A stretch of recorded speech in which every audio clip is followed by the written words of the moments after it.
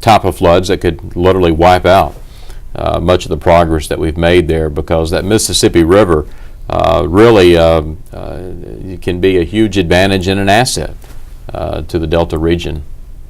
You're absolutely right, and let me tell you, thank you for that, and I think it's exciting. I think there are exciting times in the future of the Delta region of this country. There are a lot of great things going on. We are seeing some economic advancement and some economic sustainability, but it is fragmented up and down our region. Some places are being successful more than others, and we've got to find a way to bring all those pieces together. I think the Congressional Mississippi Delta Caucus is a great way to do that, Congressman. Thank you for your leadership on that, and it will be important as we move forward.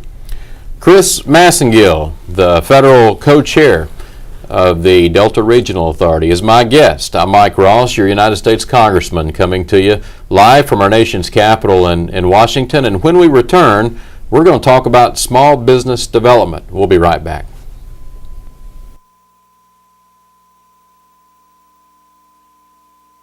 Hi, I'm Mike Ross, your United States Congressman.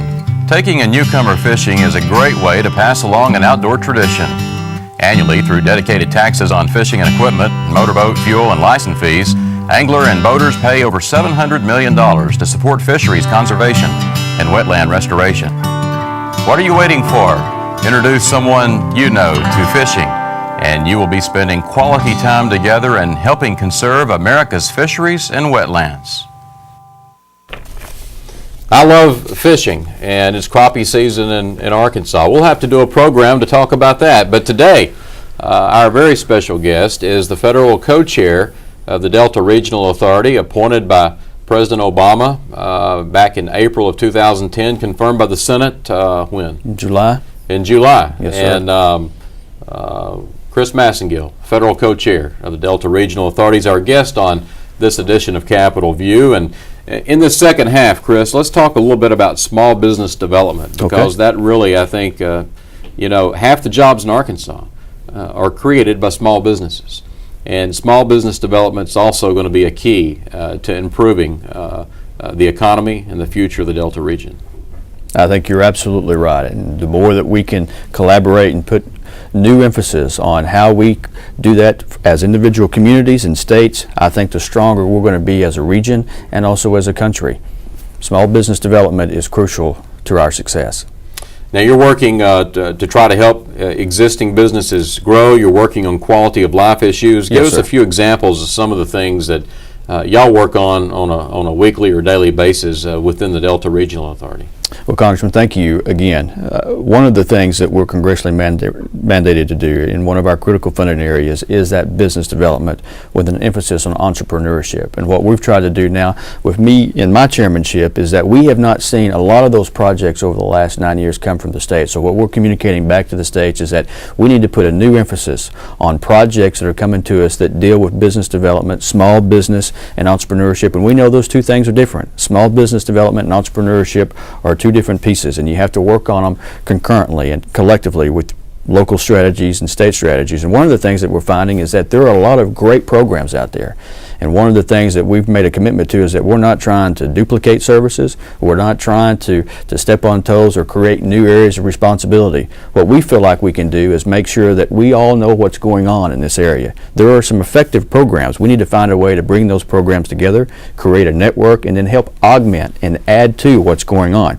And that's what we're trying to work with our stakeholders, like our planning and development districts, the small businesses, the development and technology development centers that are across our region. We know one program coming out of Missouri has the potential that could be a model for the entire region. It's called Operation Jumpstart, where they put an emphasis on underemployed and unemployed individuals with the ideas, put them through this program, and they get seed money after they get through this program to start their own businesses. And they've had some tremendous successes with that type of program. So we're looking for more programs like that to partner with local initiatives to try to find a way to build that support structure for small businesses and entrepreneurs. And of course, you can't talk about the Delta region without talking about I-69. Yes, sir. And the Great River Bridge, something that's been proposed for many, many years. The progress on it is not nearly as fast as any of us would like to see, but part of I-69 has been built, and it would be a a benefit to the infrastructure of the Delta region. It would, and when you start looking at infrastructure across the country and the areas that need more emphasis and more resources and more investment, it is certainly our region of the country. It's our region of the Arkansas Delta, and infrastructure is key to a strong, successful economic development strategies. And transportation is a key partner in that, and that I-69 is very important, and I hope that we can continue to see that move forward. It's important to the southeastern part of the state, just as I-49 is very important to the western part of the state. A lot of road needs. Yes, sir. In Arkansas, and as I'm sure you see across the 8 states. We do. As we travel, and I've made a commitment, in fact, to travel to all 8 states, all 252 counties and parishes, and we've tried to make a dent in that. Since actually taking the reins over in July, we've traveled over 27,000 miles, and we're trying to go to all these places, and there are some good things going on, but there are still a lot of needs, a lot of issues that we've got to work collectively on. What do you think moving forward? What can Congress's role be in working with the Delta Regional Authority to try and really make a dent in improving the economy and the quality of life in the Delta? Well, Congressman, thank you for that question. I think one of the things is just to continue to look for ways that we can collaborate, that we can join forces with other federal agencies, and making sure the DRA has that support structure and the teeth, for example, to make sure that these agencies are working with us as they look at resources and project development within our region. We were created to be an authority and an advocate for the region, and we need to make sure that we do that, and we need to be around to do that. And these are tough times, I don't need to tell you, and the DRA has done a good job over the last 9 years of funding cycles, 10 years of being around, of doing more with less every day. We've got a system that's in place that's accountable, that's transparent, and we've been able to prove ourselves in terms of the management and administration. Now, we do a lot of things different, and one of the things I want to make sure that you and your colleagues know is that it's a new day at the Delta Regional Authority with a new mindset, and we work for the 10 million people of the region, and we're held accountable to you and to your colleagues. And I'm ready to go to work, and I'm ready to be responsive to you, and know that I understand that I'm accountable to you and to the other members of Congress, just like I am to the governors and to the president.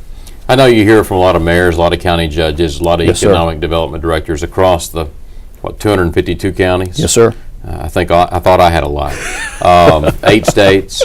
What's the common theme that you hear that they feel like they really need help, whether it be from the government or from the private sector? Right. It's access. It's access, and sometimes it's that additional collaboration and cutting through red tape. And that's one of the abilities you all gave the Delta Regional Authority, is not to be so bureaucratic. We can make things happen pretty fast. We can be sometimes the first in a project and make it jumpstart, or we can be the last in on our funding and help close the project. We oftentimes think about being able to be a smaller part of the pie, and you all gave us the ability to help leverage those dollars and to help be a resource. And one of the things that we're trying to do, which has been a gap in the past, is that just making sure that the local elected officials, economic developers, understand that we want to be a partner with them, that we want to help collaborate and be a resource. So as they're looking at their economic development needs and community development needs, they need to be communicating to their governor, to their state's economic development agencies, to say, hey, is this an area where DRA can help participate?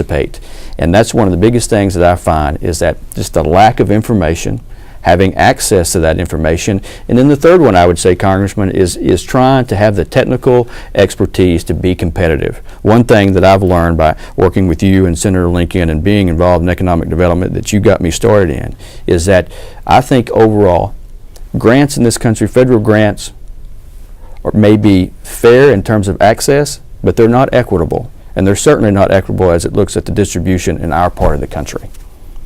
And the people need to know what their money is going for. Yes, if there's sir. going to be a grant, we need to make sure there's a return on investment and not money that's being wasted. And that is part of what y'all are able to do is find ways for the various governments, whether it be city, county, state, federal, and private partnerships, That's to right. come together and find a way to really make a difference. It seems like there's been more of a shotgun approach in the past, where different entities are trying to do different things to try to lift up a community, but a lot of times the left hand doesn't know what the right hand's doing.